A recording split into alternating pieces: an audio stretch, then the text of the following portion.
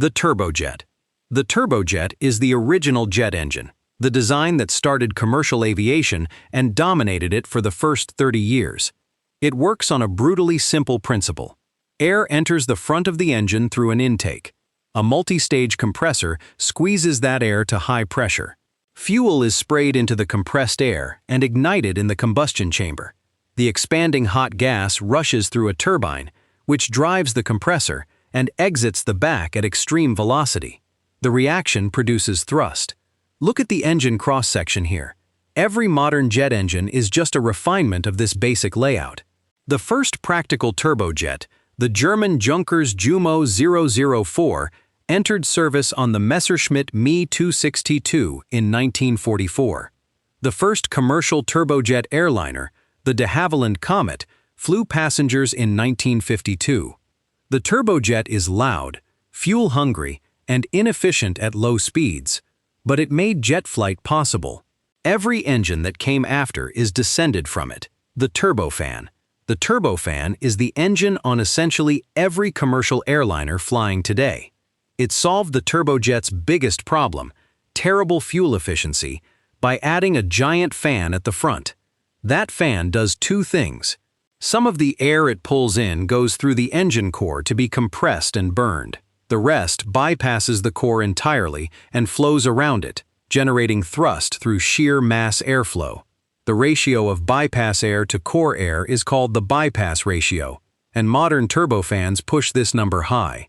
The GE9X engine on the Boeing 777X has a bypass ratio of 10:1, meaning 10 times more air bypasses the core than goes through it.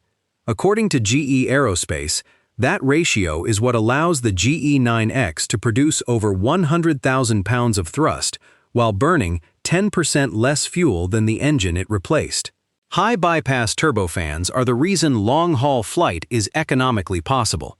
They are also the reason modern engines are so enormous. The fan diameter on a GE9X is 3.4 meters, larger than the entire fuselage of a small business jet. The turboprop. The turboprop is a jet engine that drives a propeller instead of producing direct thrust. Same gas turbine core as a turbofan. Same compressor, combustor, and turbine. But instead of using exhaust thrust to push the aircraft, the turbine spins a propeller mounted on the front, and the propeller does the work. Look at the engine here. What looks like a propeller plane is actually a jet engine with a propeller bolted on. Turboprops are dramatically more fuel efficient than turbofans on short routes because propellers move large amounts of air slowly, which is more efficient at low speeds. The trade-off is that propellers become inefficient and noisy above roughly 700 kilometers per hour. The two dominant turboprop airliners, the ATR-72 and the de Havilland-8 Q400, cruise around 500 to 600 kilometers per hour. On routes under 90 minutes, turboprops burn 30% less fuel than equivalent jets. They look old-fashioned. They are not. The turboshaft. The turboshaft is the engine type that powers nearly every modern helicopter. It's mechanically identical to a turboprop, except instead of driving a propeller, the shaft drives a rotor system. The same gas turbine core spins, the same combustion process happens, but all of the engine's power is converted to mechanical rotation rather than thrust. Helicopter engines need to generate enormous shaft power while remaining lightweight enough to be lifted off the ground. The Bell UH-1 Huey, one of the most famous helicopters ever built, used a turboshaft engine that produced 1,100 shaft horsepower from an engine weighing just 220 kilograms. According to industry data, modern turboshafts can produce up to 8,000 shaft horsepower in heavy-lift helicopters like the Sikorsky CH-53K. The turboshaft is what made vertical flight practical for everything from medical evacuation to offshore oil rig transport. It's also what powers most modern tanks, including the M1 Abrams. The ramjet. The ramjet is where jet engine design abandons moving parts almost entirely. There's no compressor. There's no turbine.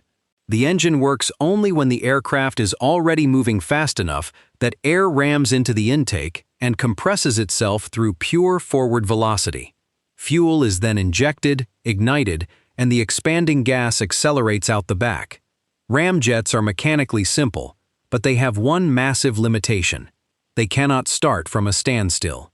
The aircraft must reach roughly Mach 0.5, around 600 kilometers per hour, before the ramjet can produce useful thrust. This means ramjets are used almost exclusively in missiles and experimental aircraft, where another engine handles the initial acceleration. The Lockheed SR-71 Blackbird used hybrid engines that operated as turbojets at low speed and partially as ramjets at high speed. The result was an aircraft that cruised at Mach 3.2, faster than 3,500 kilometers per hour, and remains the fastest manned air-breathing aircraft ever built. Quick question: have you ever flown on a turboprop and not realized it was a jet engine? Drop the airline in the comments, and if you're finally getting how all these engines actually differ, hit the like button. Now back to it. The scramjet. The scramjet is the ramjet's even more extreme cousin. Stands for supersonic combustion ramjet. Where a regular ramjet slows the incoming air to subsonic speeds before combustion, a scramjet keeps the air moving at supersonic speeds the entire time it passes through the engine. Fuel must be injected and burned in air that's flowing past at speeds exceeding Mach 5, which is harder than it sounds. Engineers describe scramjet combustion as lighting a match in a hurricane.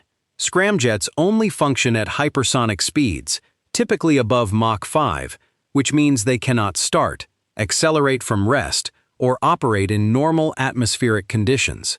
The X-43A research vehicle, launched by NASA in 2004, set the world speed record for an air-breathing aircraft at Mach 9.6, over 11,000 kilometers per hour.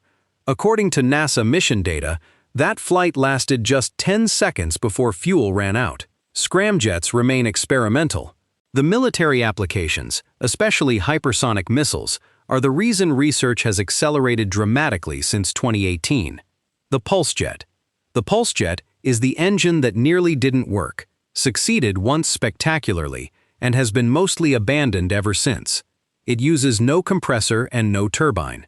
Instead, a series of one-way valves at the front of the engine open and close rapidly. Air enters through the open valves, fuel ignites, the explosion forces the valves shut, exhaust exits the rear, the chamber depressurizes, and the cycle repeats, sometimes 200 times per second.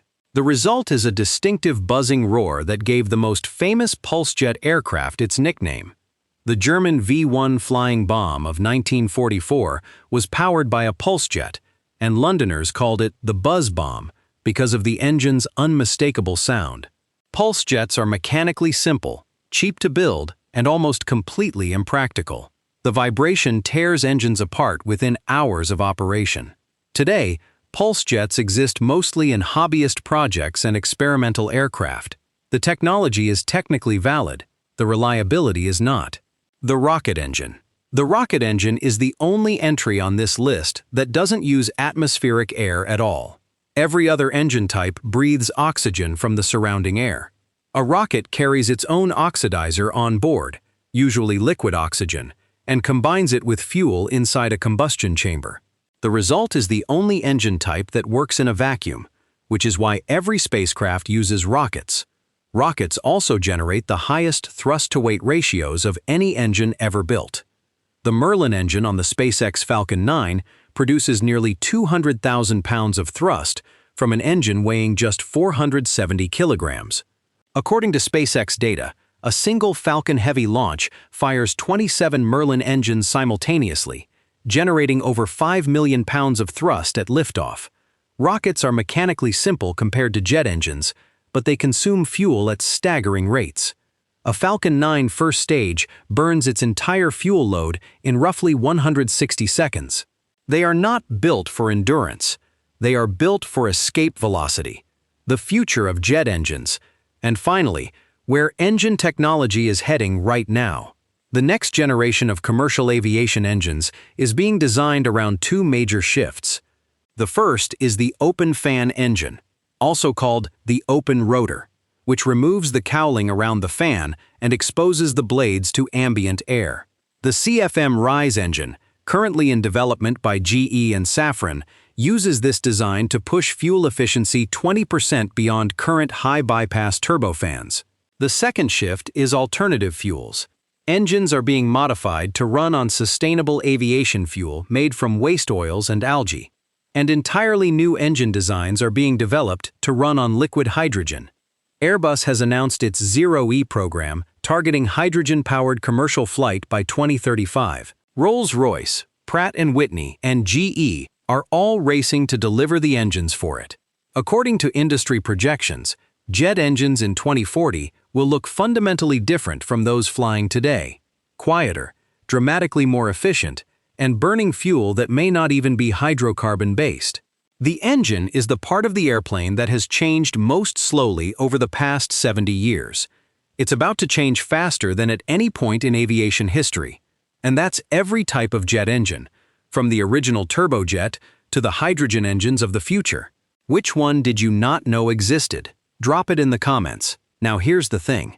Engines provide the thrust, but engines alone don't make an aircraft fly. The wings are what generate lift, and the shape of those wings has more variety than most people realize. Why do some planes have swept wings while others have straight ones? Why do supersonic aircraft use delta wings? And which wing design is the most efficient ever built? That's exactly what we're covering next. Click the video on screen right now, and I'll see you there.